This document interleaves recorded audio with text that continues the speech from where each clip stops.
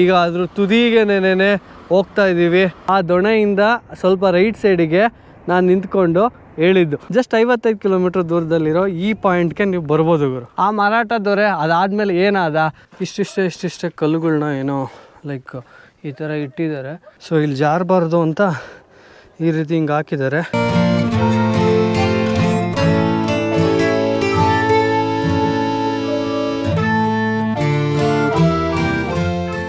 ಇದನ್ನ ಚಿಕ್ಕ ಸಿದ್ರ ಬೆಟ್ಟ ಅಂತಲೂ ಕರೀತಾರಂತೆ ಗುರು. ನೋಡಿ ಎಷ್ಟು ವಿಶಾಲವಾಗಿದೆ ಅಂದರೆ ಇದು. ವಾವ್, ನೋಡ್ಕೊಂಡು ಹತ್ಬೋದು ಆರಾಮಾಗಿ. ವೀರ ಮದಕರಿ ನಾಯಕನ ಕೈಯಲ್ಲಿ ಸರ್ದಾರ್ ಖಾನನ ಕೈಯನ್ನು ಕತ್ತರಿಸ್ತಾರೆ ಗುರು. ನೋಡಿ ಯಾವ ಲೆವೆಲ್ಗಿದೆ ಅಂತ ಅಂದರೆ ಕ್ರೇಜಿ ಆಗಿದೆ. ನಮಸ್ಕಾರ ಕರ್ನಾಟಕ ಎಕ್ಸ್ಪ್ಲೋರರ್ ಮಾರುತಿ ರಾಮ್ ಯೂಟ್ಯೂಬ್ ಚಾನಲ್ನ ಮತ್ತೊಂದು ವಿಡಿಯೋಗೆ ನಿಮಗೆಲ್ಲರಿಗೂ ಸುಸ್ವಾಗತ.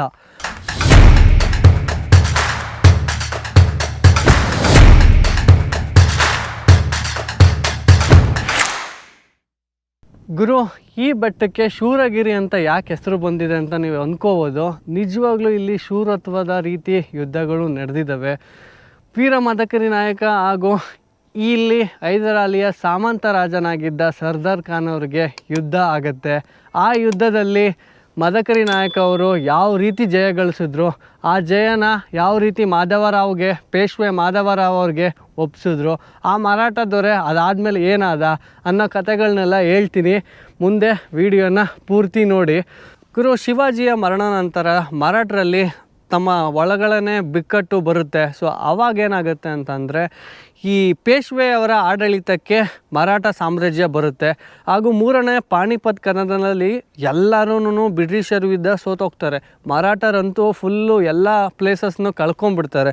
ಆ ಕಳ್ಕೊಂಡಾಗ ವಾಪಸ್ ಅವನ್ನೆಲ್ಲ ಪಡ್ಕೊಳ್ಳೋ ಅಂಥ ಒಂದು ಉದ್ದೇಶದಿಂದ ಪೇಶ್ವೆ ಮಾಧವರಾಯ್ ಫಸ್ಟ್ ಅವ್ರು ಏನು ಮಾಡ್ತಾರೆ ಅಂದರೆ ವಾಪಸ್ ಇವನ್ನೆಲ್ಲ ಪಡ್ಕೊಳ್ಳೋಕ್ಕೆ ಸೊ ಈ ಬಳ್ಳಾರಿ, ಕರ್ನೂಲು, ರಾಯದುರ್ಗ, ದೇವರಾಯನದುರ್ಗ ಈ ಎಲ್ಲವನ್ನೂ ವಶಪಡಿಸ್ಕೊಳ್ತಾ ಬರ್ತಾರೆ.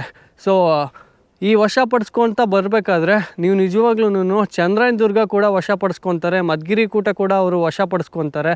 ಈ ಎಲ್ಲ ಪ್ಲೇಸ್ನೂ ವಶಪಡಿಸ್ಕೊಂಡು ಕೊನೆಗೆ ಈ ಸ್ಥಳಕ್ಕೆ ಬರ್ತಾರೆ. ಯಾವುದೋ ಈ ನಿಜಗಲ್ ಬೆಟ್ಟಕ್ಕೆ ಬರ್ತಾರೆ. ಈ ನಿಜಗಲ್ ಬೆಟ್ಟಕ್ಕೆ ಬಂದು ಇಲ್ಲಿ ಹೈದರಾಲಿಯ ಆಳ್ವಿಕೆ ನಡೀತಾ ಇರುತ್ತೆ. ಆಗ ಇಲ್ಲಿಗೆ ಬಂದು ಈ ಬೆಟ್ಟ ವಶಪಡಿಸ್ಕೋಬೇಕು ಅಂತ ಸುಮಾರು 2 ತಿಂಗಳ ಕಾಲ ಈ ಬೆಟ್ಟದ ಕೆಳಗಡೆ ಠಿಕಾಣಿ ಹೂಡ್ತಾರೆ.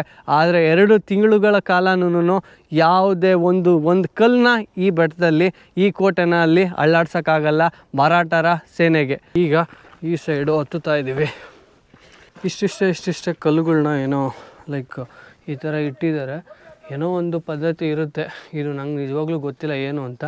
ನೀವು ಗೊತ್ತಿದ್ರೆ ಹೇಳಿ. ಇಲ್ಲೊಂದು ಚಿಕ್ಕ ವ್ಯೂ ಕಾಣುತ್ತೆ. ಇಲ್ಲಿ ತುಂಬ ಜನ ಫೋಟೋಸ್ ತೊಗೊತಾ ಇದ್ದಾರೆ. ಬಟ್ ಕ್ಲಾಸಿಕ್ ವ್ಯೂ ಇದೆ ಗುರು. ನೋಡಿ, ಅದು ಇಲ್ಲಿಗೆ ಕಾಣುತ್ತೆ. ಕೆಲವು ಕೋಟೆ ಕೊತ್ತಲು ಕಟ್ಟಿರೋ ಅಂಥ ಒಂದು ಗೋಡೆಗಳು. ಸೊ ಹಂಗೆ ಲೆಫ್ಟಿಗೆ ಬಂದರೆ ಯಾವ ಲೆವೆಲಲ್ಲಿದೆ ಸಿನಾರಿಕ್ ವ್ಯೂ. ನಿಜವಾಗ್ಲೂ ಸಾಕಾಗಿದೆ. ಸುಮಾರು ಜನ ಬಂದಿದ್ದಾರೆ ಗುರು, ಬೇಜಾನ್ ಜನ. ಭಾನುವಾರ ಬೇರೆ ಅಲ್ವಾ, ಸೊ ಸುಮಾರು ಜನ ಬಂದಿದ್ದಾರೆ. ಚಿಕ್ಕದೇವರಾಜ ಒಡೆಯರು ತಮ್ಮ ಆಳ್ವಿಕೆನ 1704ರಲ್ಲಿ ಕೊನೆಗಳಿಸ್ತಾರೆ. 1706ರಲ್ಲಿ ಈ ಕೋಟೆ ನಿರ್ಮಾಣ ಪೂರ್ತಿ ಆಗುತ್ತೆ. ಅದಾದಮೇಲೆ ಸುಮಾರು ವರ್ಷಗಳ ಕಾಲ ಮೈಸೂರು ಆಳ್ವಿಕೆ ಇರುತ್ತೆ. ಅದಾದಮೇಲೆ ಮರಾಠರು ಬರ್ತಾರೆ. ಅದಾದಮೇಲೆ ಮೈಸೂರನ್ನು ಹೈದರಾಲಿ ಖಾನ್ ಅವರು ವಶಪಡಿಸ್ಕೊಳ್ತಾರೆ. ಅವರು 1761ರಲ್ಲಿ ಮೈಸೂರಿನ ಸಂಸ್ಥಾನದ ರಾಜ ಆದಾಗ ಇಲ್ಲಿ ಸಾಮಂತ ದೊರೆಯಾಗಿ ಸರ್ದಾರ್ ಖಾನ್ ಅವ್ರನ್ನ ನೇಮಕ ಮಾಡ್ತಾರೆ. ಇದು ನಮಗೆ ಸಿಕ್ಕಂಥ ಮೊದಲ ಈ ಭಾಗದ ಒಂದು ಹೆಬ್ಬಾಗಲ್ ಥರ ಇದೆ. ಆಗಿನ ಕಾಲದಲ್ಲಿ ತುಂಬ ಚೆನ್ನಾಗಿತ್ತು ಅನಿಸುತ್ತೆ. ಇವಾಗ ಕಿತ್ತಾಕ್ಬಿಟ್ಟು ಎಲ್ಲ ಈ ರೀತಿ ಯದ್ವನ ಮಾಡಿಟ್ಟಿದ್ದೀವಿ. ಈ ಕಡೆ ಎಷ್ಟು ಸ್ಟೀಪ್ ಇದೆ. ಹಂಗೆ ಬಂದರೆ ಈ ಕಡೆ ಬಾಗಿಲು. ಗುರು, ಮರಾಠರ ಪೇಶ್ವೆ ಮಾಧವರಾವ್ ಫಸ್ಟ್ ಅವರು ಕೂಡ 1761ರಲ್ಲೇನೆ ಅಧಿಕಾರ ವಹಿಸ್ಕೊತಾರೆ. ಇಲ್ಲಿ ಮೈಸೂರಲ್ಲಿ ಕೂಡ ಹೈದರಾಲಿ ಅವರು ನಮ್ಮ ಮೈಸೂರನ್ನು ವಶಪಡಿಸ್ಕೊಂಡಿದ್ದು 1761ರಲ್ಲೇನೆ. ಈ ಸಮಯ ಕಾಲದಲ್ಲಿ ಸುಮಾರು 10 ವರ್ಷಗಳ ಕಾಲ ಇಬ್ಬರು ಆಳ್ವಿಕೆ ಮಾಡ್ತಾರೆ.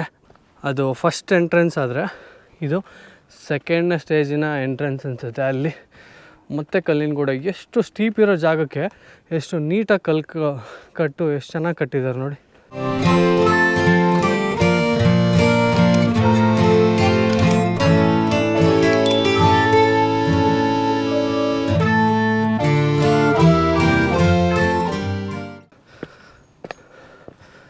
ಅಷ್ಟು ಈಸಿ ಇಲ್ಲ ಈ ಕೋಟೆನ ಹತ್ತೋದು. ಸೊ ಇಲ್ಲಿ ಜಾರಬಾರ್ದು ಅಂತ ಈ ರೀತಿ ಹಿಂಗೆ ಹಾಕಿದ್ದಾರೆ. ಇಲ್ಲಿ ಜಾರಿದ್ರೆ ಕೆಳಗಡೆನೆ ಈ ರೀತಿ ಇಲ್ಲಿ ಹುಷಾರಾಗಿ ಸ್ವಲ್ಪ ಬರಬೇಕು. ವಾವ್, ಏನು ಸಖತ್ತಾಗಿದೆ ನೋಡಿ. ಇಲ್ಲಿಂದ ಎಷ್ಟೊಂದು ಜನ ಮೇಲೆ ಆಲ್ರೆಡಿ ಹೋಗ್ಬಿಟ್ಟು ಫುಲ್ ಕೆಳಗಡೆ ಇಳಿತವ್ರೆ ನೋಡಿ. ಅಲ್ಲಿ ಕಾಣಿಸ್ತಾ ಇದೆಯಲ್ಲ, ಅದೇ ಸಿದ್ಧಲಿಂಗೇಶ್ವರ ಸ್ವಾಮಿಗಳು ಐಕ್ಯರಾದಂಥ ಸ್ಥಳ. ಅಲ್ಲಿಗೆ ಹೋಗ್ಬೇಕೀಗ. ಸೊ ಹಿಂಗೆ ಲೆಫ್ಟಲ್ಲಿ ಒಂದು ಸ್ವಲ್ಪ ಮುಂದೆ ಬಂದರೆ ಈ ವ್ಯೂ ಕಾಣಿಸ್ತಾ ಇದೆ ನಿಮಗೆ. ಗುರು, ಈ ವ್ಯೂ ನೋಡೋಕ್ಕಾದ್ರೂ ನೀವು ಬೆಂಗಳೂರಿಂದ ಜಸ್ಟ್ 55 ಕಿಲೋಮೀಟ್ರ್ ದೂರದಲ್ಲಿರೋ ಈ ಪಾಯಿಂಟ್ಗೆ ನೀವು ಬರ್ಬೋದು ಗುರು.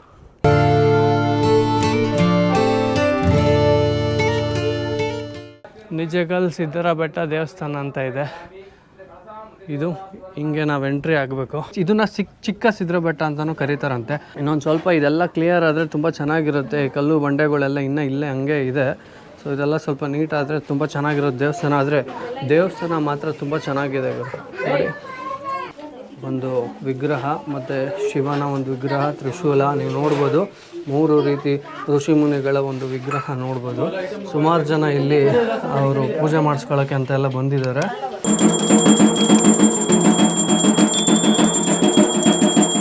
ದೇವ್ರು ಮಾತ್ರ ತುಂಬ ಚೆನ್ನಾಗಿದೆ. ತುಂಬ ಚೆನ್ನಾಗೂ ಪೂಜೆ ಮಾಡಿದ್ರು. ಒಳ್ಳೆ ವೈಬ್ ಗುರು ನಿಜವಾಗ್ಲೂ. ನೋಡಿ ಗಂಟೆ ಯಾರೋ ಚಿಂಟು ಇಲ್ಲಿದ್ದಾನೆ. ಹಾಂ, ದೊಡ್ಡವನಾದ್ಮೇಲೆ ನನ್ನ ಚಾನಲ್ ನೋಡೋ. ಏನು ನಿನ್ನ ಹೆಸರು? ತುಷಿನ್ ಗೌಡ. ಓಹೋ. ಮಾಟ ಮಂತ್ರ ಯಂತ್ರ ತಂತ್ರಗಳು ಯಾವುದೇ ನಿರ್ವಿಘ್ನಗಳನ್ನು ದೂರ ಮಾಡಿ ಅಂತ ಮಹಾನುಭಾವನ ಭಕ್ತಿಯಿಂದ ಶ್ರದ್ಧೆ ಮಾಡಿ ಪೂಜೆ ಮಾಡ್ಕೊಂಡು ಹೋಗಿದ್ದೆ ಆದರೆ ಅವನು ವರ್ಷ ತುಂಬೋದ್ರೊಳಗೆ ಒಂದು ಪ್ರತಿಫಲ ಕೊಡ್ತಾನೆ. ಮಕ್ಕಳ ಭಾಗ್ಯ ಆಗಲಿ, ಸಂತಾನ ಭಾಗ್ಯ ಆಗಲಿ, ವಧುವರರ ಕುಲಾಹಗಳಾಗಲಿ ಯಾವುದೇ ನಿರ್ವಿಘ್ನಗಳಿಂದ ದೂರ ಮಾಡಿ ಅವನಿಗೆ ಅಭಿಷೇಕ ಅಮಾವಾಸ್ಯೆ ಮತ್ತು ಪೌರ್ಣಮಿಯಲ್ಲಿ ಅಭಿಷೇಕ ಇರ್ತದೆ. ಮಂಗಳವಾರ, ಶುಕ್ರವಾರ ಮತ್ತು ಭಾನುವಾರ ನಿತ್ಯ ಪೂಜೆಗಳು ಇರ್ತವೆ.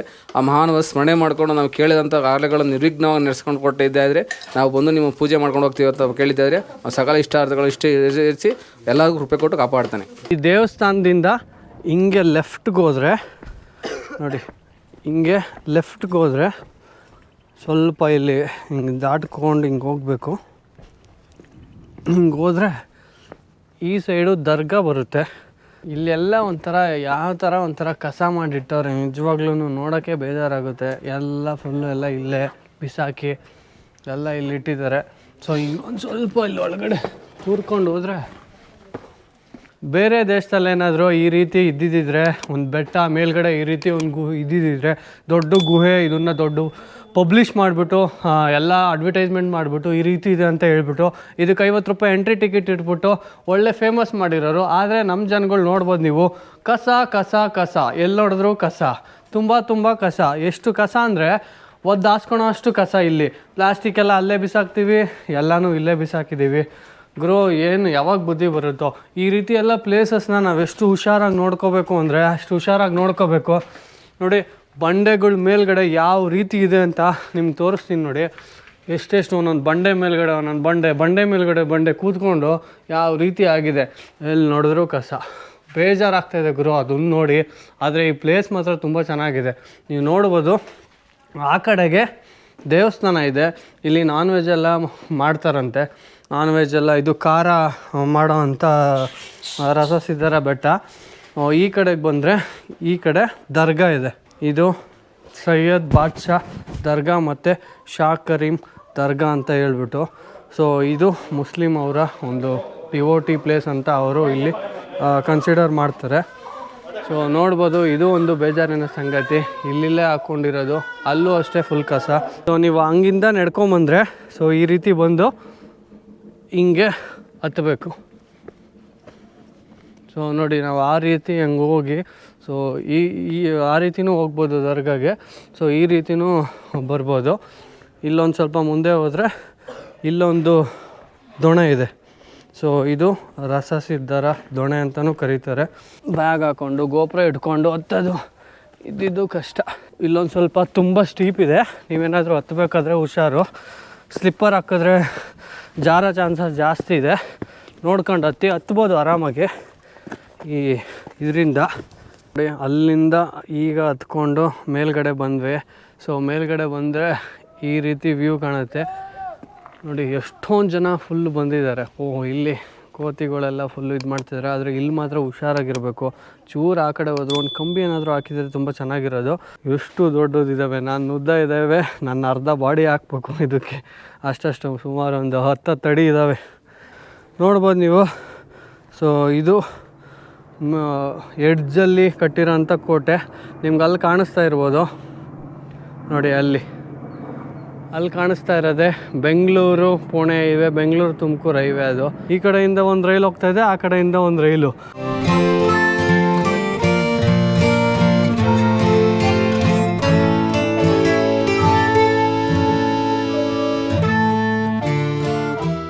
ಯಾವುದೋ ಒಂದು ರೂಮ್ ಥರನೋ ಏನೋ ಉಳ್ಕೊಳ್ಳೋಕ್ಕೆ ಒಂದು ಇರೋವಂಥ ಜಾಗ ಅನಿಸುತ್ತೆ.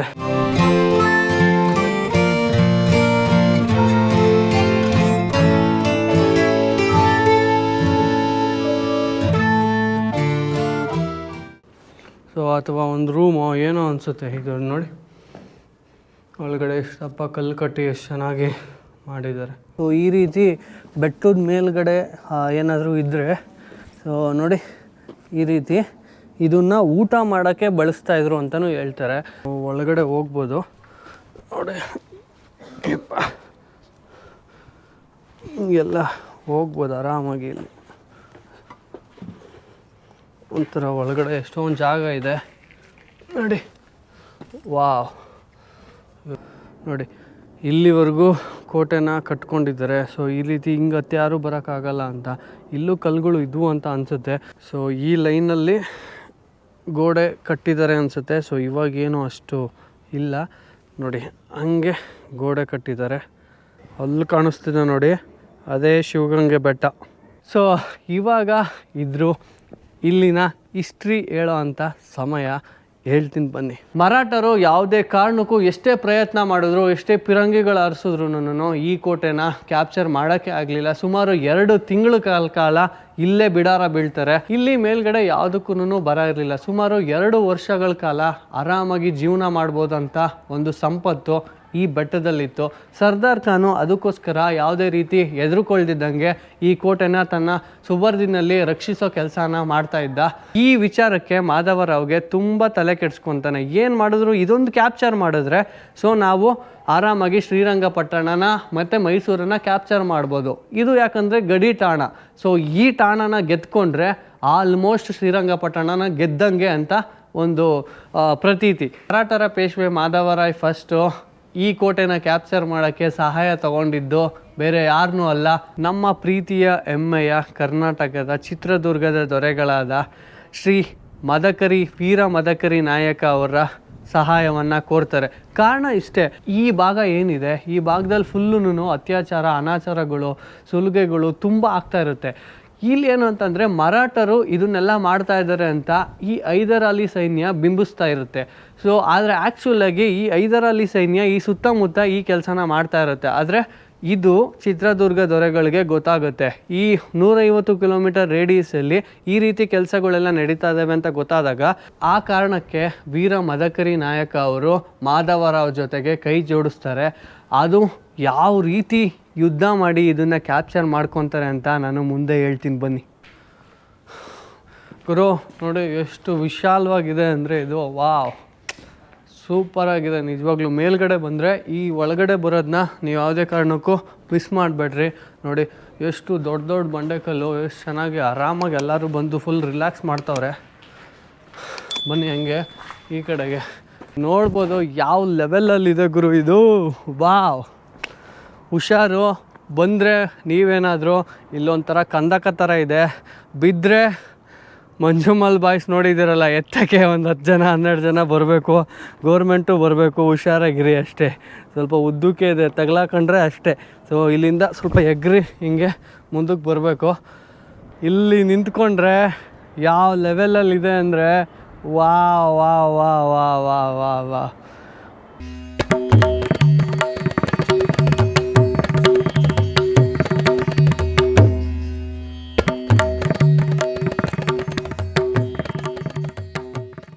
ಈ ಕಡೆಗೆ ಹೋದರೆ ತುಮಕೂರು, ಈ ಕಡೆಗೆ ಹೋದರೆ ಬೆಂಗಳೂರು NH4. ನಾನು ನಿಮಗೆ ಅಲ್ಲಿ ರೈಲ್ವೆ ಟ್ರ್ಯಾಕಲ್ಲಿ ನಿಂತ್ಕೊಂಡು ನಿಮಗೆ ಈ ತುದಿಗೆ ಹೋಗ್ತೀನಿ ಅಂತ ಹೇಳಿದ್ದೆ. ನೋಡಿ ಇಲ್ಲಿಂದ ತೋರಿಸ್ತೀನಿ. ನೋಡಿ ಅಲ್ಲಿ ಕಾಣಿಸ್ತಿದೆಯಲ್ಲ, ಅಲ್ಲಿಂದ ಸೊ ಆ ದೊಣೆಯಿಂದ ಸ್ವಲ್ಪ ರೈಟ್ ಸೈಡಿಗೆ ನಾನು ನಿಂತ್ಕೊಂಡು ಹೇಳಿದ್ದು. ನೋಡಿ ಅದೇ ನಿಜ್ಗಲ್ ಬೆಟ್ಟ. ಈಗ ಅದ್ರ ತುದಿಗೆ ನೆನೆ ಹೋಗ್ತಾ ಇದ್ದೀವಿ. ಆ ತುದಿನೇ ಇದು, ಈ ತುದಿಗೆ ಮುಟ್ಟಿದ್ದೀವಿ ಅಲ್ಲಿಂದ ಇಲ್ಲಿಗೆ. ನಿಜವಾಗ್ಲೂ ಸಖತ್ತಾಗಿದೆ ಗುರು. ನೋಡಿ ಹಂಗಿಂದ ಬಂದಿದ್ದು ನಾವು. ಸೊ ಗಾಡಿನ ಆ ಸೈಡ್ ಪಾರ್ಕ್ ಮಾಡಿ ಸೊ ಹಿಂಗೆ ಹತ್ಕೊಂಡು ಹಿಂಗೆ ಫುಲ್ಲು ಈ ಬೆಟ್ಟದ ಮೇಲೆ ಬಂದಿದ್ದು. ಏನು ಸಖತ್ತಾಗಿದೆ ಅಂದರೆ ಚಿಂದಿ ಆಗಿದೆ. ಏನು ತಣ್ಣಗೆ ಬೇರೆ ಗಾಳಿ ಬರ್ತಾಯಿದೆ. ಅದಕ್ಕೂ ವಾ. ಈ ಕೋಟೆಯ ಸುತ್ತ ಸುಮಾರು ಸೈನಿಕರೆಲ್ಲನೂ ಬಿಟ್ಟಿದ್ರು ಒಂಚೂರು ಅಲ್ಲಾಡ್ಸೋಕ್ಕಾಗದೇ ಇರೋಂಥ ಕೋಟೆನ ಮದಕರಿ ನಾಯಕ್ ಅವರು ಯಾವ ರೀತಿ ಗೆಲ್ತಾರೆ ಅಂತ ಅನ್ನೋದಕ್ಕೆ ಈ ಕತೆ. ಬೇಡ ಪಡೆಯನ್ನು ಇಲ್ಲಿಗೆ ಕರ್ಸ್ಕೊತಾರೆ. ಆ ಬೇಡ ಪಡೆ ರಾತ್ರೋಪಾಳ್ಯದಲ್ಲಿ ಇಲ್ಲಿಗೆ ಬಂದು ಈ ಕೋಟೆ ಕೊತ್ತಲನ್ನು ಹತ್ತುಬಿಟ್ಟು ಇಲ್ಲಿನ ಸೈನಿಕರಿಗೆ ಗೊತ್ತಾಗದೇ ಇರೋವಂಥ ರೀತಿ ಅವರು ಬಂದು ಈ ಕೋಟೆ ದ್ವಾರನ ತೆಗಿತಾರೆ.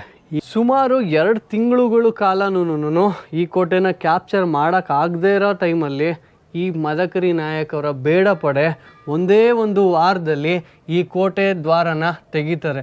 ಈ ಕೋಟೆ ದ್ವಾರನ ತೆಗೆದ ನಂತರ ಇಮಿಡಿಯೇಟಾಗಿ ಈ ಮರಾಠರ ಸೈನ್ಯ, ಬೀಡು ಬಿಟ್ಟಿದ್ದ ಸೈನ್ಯ ಹಾಗೂ ಚಿತ್ರದುರ್ಗದ ಮದಕರಿ ನಾಯಕನ ಸೈನ್ಯ ಈ ಕೋಟೆನ ಮುತ್ತಿಗೆ ಮಾಡುತ್ತೆ. ಪೇಶ್ವೆ ಮಾಧವರಾವ್ ಫಸ್ಟ್ನ ತನ್ನ ಸಹೋದರನ ಈ ಕೋಟೆನ ಗೆಲ್ಲಕ್ಕೆ ಯುದ್ಧಕ್ಕೆ ಅಂತ ಕಳಿಸ್ತಾನೆ. ಆ ಸಮಯದಲ್ಲಿ ಸರ್ದಾರ್ ಖಾನು ಈ ಮಾಧವರಾವ್ನ ಸಹೋದರನ ಕೈಯನ್ನು ಕತ್ತರಿಸ್ಬಿಟ್ಟು ಕಳಿಸಿರ್ತಾನೆ. ಅದು ಒಂದು ಸ್ವಲ್ಪ ಚಿಕ್ಕ ಯುದ್ಧ. ಆ ಟೈಮಲ್ಲಿ ತನ್ನ ಕೈಯನ್ನು ಕಳ್ಕೊಂಡು ಮಾಧವರಾವ್ ಸಹೋದರ ಹೋಗ್ತಾನೆ. ಗುರು ಅದರ ಸೈಡಿಗೆ ಮಾಧವರಾವ್ ಏನು ಮಾಡ್ತಾರೆ ಗೊತ್ತಾ, ಮುಂದಕ್ಕೆ ಚಿತ್ರದುರ್ಗದ ವೀರ ಮದಕರಿ ನಾಯಕನ ಕೈಯಲ್ಲಿ ಸರ್ದಾರ್ ಖಾನನ ಕೈಯನ್ನು ಕತ್ತರಿಸ್ತಾರೆ. ಗುರು ನಾನು ಒಂದೊಳ್ಳೆ ಪ್ಲೇಸಲ್ಲಿ ಕೂತಿದ್ದೀನಿ. ಯಾವ ಲೆವೆಲಲ್ಲಿ ಕಾಣಿಸ್ತಾ ಇದೆ ವ್ಯೂ ಅಂದರೆ ನಿಜವಾಗ್ಲೂ ಕಳೆದೋಗ್ತೀವಿ ನಾವು ಮಾತ್ರ. ನೋಡಿ ವಾ ಗುರು, ನೋಡಿ ಯಾವ ಲೆವೆಲ್ಗಿದೆ ಅಂತ ಅಂದರೆ ಕ್ರೇಜಿ ಆಗಿದೆ. ಅವಾಗಿಂದ ವಿಡಿಯೋ ಅಂತೂ ಮಾಡಲಿಲ್ಲ, ಕೂತ್ಕೊಂಡು ನೋಡ್ತಾ ಇದ್ದೀನಿ ಒಂದು ಹಾಫ್ ಆನ್ ಅವರಿಂದ. ಅಲ್ಟಿಮೇಟ್ ವ್ಯೂ ಗುರು, ನಿಜವಾಗ್ಲೂ ಏನೋ ಒಂಥರ ಗ್ರೇಟ್ ಫೀಲಿಂಗ್.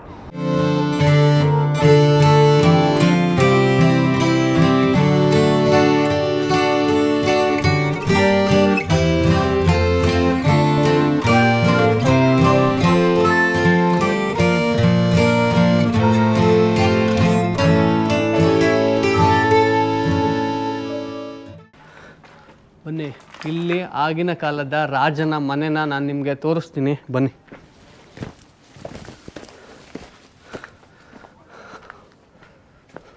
ನೋಡಿ ಬೆಟ್ಟದ ಮೇಲ್ಗಡೆ ಆಗಿನ ಕಾಲದ ರಾಜನ ಮನೆ. ಸೊ ಈ ಮನೆ ಒಳಗಡೆನೇ ಒಂದು ರೋಚಕ ಘಟನೆ ನಡೆಯುತ್ತೆ. ಸೊ ಅದೇನಂತ ನಿಮಗೆ ಹೇಳ್ತೀನಿ ಬನ್ನಿ. ನೋಡಿ ಯಾವ ಲೆವೆಲಲ್ಲಿದೆ, ಸಖತ್ತಾಗಿದೆ. ಆಗಿನ ಕಾಲದ ಇಟ್ಟಿಗೆ, ಇದು ಬ್ರಿಟಿಷ್ ಕಾಲದ ಇಟ್ಟಿಗೆನೆ ಅಂತಲೇ ಹೇಳ್ಬೋದು. ಗುರು ಈಗ ನೀವು ನೋಡ್ತಾ ಇದ್ದೀರಲ್ಲ, ಇದು ಬೆಟ್ಟದ ಮೇಲ್ಗಡೆ ಇರೋವಂಥ ಒಂದು ಕೋಟೆ ಮೇಲ್ಗಡೆ ಮಧ್ಯದಲ್ಲಿರೋವಂಥ ಒಂದು ಅರಮನೆ. ಈ ಅರಮನೆಯಲ್ಲೇನೆ ಸುಮಾರು ರಾಜರು ಇದ್ದಂಥದ್ದು. ಈ ಅರಮನೆಯಲ್ಲಿ ಹೈದರಾಲಿಯ ಸಾಮಂತ ದೊರೆ ಸರ್ದಾರ್ ಖಾನು ಇಲ್ಲೇ ಇದ್ದಿದ್ದು. ಈ ರಾತ್ರಿ ಈ ಕೋಟೆ ಒಳಗಡೆ ವೀರ ಮದಕರಿ ನಾಯಕ ಅವರ ಸೈನ್ಯ ಹೆಜ್ಜೆ ಇಟ್ಟ ನಂತರ ಈ ಅರಮನೆ ಒಳಗಡೆ ಮಲಗಿದ್ದಂಥ ಸರ್ದಾರ್ ಖಾನನನ್ನು ಹಿಡಿದು ವೀರ ಮದಕರಿ ನಾಯಕ ಅವರು ಆತನ ಕೈಯನ್ನು ಕತ್ತರಿಸಾಕ್ತಾರೆ. ಕಾರಣ ಯಾಕೆ ಅಂತ ಅಂದರೆ ಬನ್ನಿ ಮುಂದೆ ತೋರಿಸ್ಕೊಂಡು ಹೇಳ್ತೀನಿ. ಇದೇ ಜಾಗದಲ್ಲೇನೆ ಇದೇ ಅರಮನೆ, ಸರ್ದಾರ್ ಖಾನನು ಉಳ್ಕೊಂಡಿದ್ದಂಥ ಅರಮನೆ. ಇದೇ ಜಾಗದಲ್ಲಿ ಆತನ ಕೈಯನ್ನು ಕತ್ತರಿಸ್ಬಿಟ್ಟು ಆತನನ್ನು ಮಾಧವರಾವ್ಗೆ ಒಪ್ಪಿಸ್ತಾರೆ. ನಂತರ ಈ ಕೋಟೆನ ಕ್ಯಾಪ್ಚರ್ ಮಾಡ್ಕೊಬಿಟ್ಟು ಪೂರ್ತಿ ಪ್ರಮಾಣವಾಗಿ ಮಾಧವರಾವ್ಗೆ ಒಪ್ಪಿಸ್ತಾನೆ. ಈ ಮರಾಠ ಸೈನ್ಯ ಶ್ರೀರಂಗಪಟ್ಟಣಕ್ಕೆ ಹೋಗಿ ಮುತ್ತಿಗೆ ಮಾಡುತ್ತೆ. ಅಲ್ಲಿಂದ ಶ್ರೀರಂಗಪಟ್ಟಣನ ಕೂಡ ವಶಪಡಿಸ್ಕೊಳ್ಳುತ್ತೆ.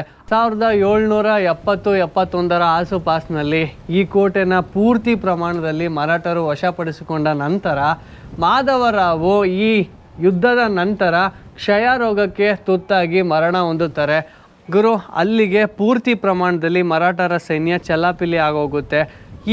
ಈ ಸಮಯದಲ್ಲೇ ಹೈದರ್ ಅಲಿ ತನ್ನ ಈ ಎಲ್ಲ ಕೋಟೆನ ಮತ್ತೆ ವಶಪಡಿಸಿಕೊಳ್ತಾರೆ. ಹಾಗೂ 1779ರಲ್ಲಿ ಚಿತ್ರದುರ್ಗಕ್ಕೆ ಮುತ್ತಿಗೆ ಹಾಕಿ ಆ ಚಿತ್ರದುರ್ಗ ಕೋಟೆನ ಕೂಡ ಅವನು ವಶಪಡಿಸ್ಕೊಳ್ತಾನೆ. ವಶಪಡಿಸ್ಕೊಂಡು ವೀರ ಮದಕರಿ ನಾಯಕನನ್ನು ಶ್ರೀರಂಗಪಟ್ಟಣದ ಜೈಲಿನಲ್ಲಿಟ್ಬಿಟ್ಟು ಆತನನ್ನು ಅಲ್ಲೇ ಬಂದಿ ಮಾಡಿ ಆತನನ್ನು ಅಲ್ಲೇ ಸಾಯಿಸ್ತಾರೆ. ಗುರು, ಈ ನಿಜಿಗಲ್ ಬೆಟ್ಟದಲ್ಲಿ ನಿಜವಾಗ್ಲೂ ಅಂತಿಂಥ ಒಂದು ಇತಿಹಾಸ ಇಲ್ಲ ಗುರು. ಕೇಳ್ತಾ ಇದ್ದರೆ ತುಂಬಾ ಇಂಟ್ರೆಸ್ಟಿಂಗ್ ಆಗಿದೆ. ನಾವು ನೋಡ್ಬೋದು ಈ ನಿಜಗಲ್ ಬೆಟ್ಟಕ್ಕೆ ಹೊಯ್ಸಳರ ಕಾಲದಿಂದ, ಕೃಷ್ಣದೇವರಾಯ ಕಾಲದಿಂದ, ಆ ಕಾಲದಿಂದನೂ ಈ ಕಾಲದವರೆಗೂ ಒಳ್ಳೆ ಇತಿಹಾಸ ಇರೋವಂಥ ಒಂದು ಜಾಗ ಇದು. ನಿಜವಾಗ್ಲೂ ನೀವು ಮಸ್ಟ್ ಆ್ಯಂಡ್ ಶುಡ್ಡು ವಿಸಿಟ್ ಮಾಡಲೇಬೇಕಾದಂಥ ಒಂದು ಜಾಗ. ಯಾವುದೇ ಕಾರಣಕ್ಕೂ ಇಷ್ಟು ಬೆಂಗಳೂರಿಂದ ಇಷ್ಟು ಹತ್ರ ಇಟ್ಕೊಂಡು ಈ ಬೆಟ್ಟಕ್ಕೆ ಬರ್ದಂಗೆ ಮಾತ್ರ ಇರಬೇಡಿ, ಒಂದು ಸತಿ ವಿಸಿಟ್ ಮಾಡಿ. ಈ ವ್ಲಾಗು ನಿಮಗೆ ಖಂಡಿತವಾಗ್ಲೂ ಇಷ್ಟ ಆಗಿದೆ ಅಂತ ನಾನು ಬಯಸ್ತಾ ಇದ್ದೀನಿ. ಈ ವ್ಲಾಗ್ ಏನಾದರೂ ನಿಮಗೆ ಇಷ್ಟ ಆಗಿದ್ದರೆ, ಈ ಪ್ಲೇಸ್ ಏನಾದರೂ ಇಷ್ಟ ಆಗಿದರೆ ನಿಮಗೆ ಈ ವಿಡಿಯೋನ ಲೈಕ್ ಮಾಡಿ, ಮತ್ತಷ್ಟು ಇಷ್ಟ ಆಗಿದರೆ ಕಮೆಂಟ್ ಮಾಡಿ, ಇನ್ನಷ್ಟು ಇಷ್ಟ ಆಗಿದ್ದರೆ ನನ್ನ ಚಾನಲನ್ನು ಸಬ್ಸ್ಕ್ರೈಬ್ ಮಾಡಿ, ಹಾಗೂ ಈ ಹೊಸ ಯೂಟ್ಯೂಬರ್ನ ಬೆಳೆಸಿ ಉಳಿಸಿ ಅಂತ ಕೇಳ್ಕೊತಾ ಇದ್ದೀನಿ. ಧನ್ಯವಾದಗಳು. ಜೈ ಶ್ರೀರಾಮ್.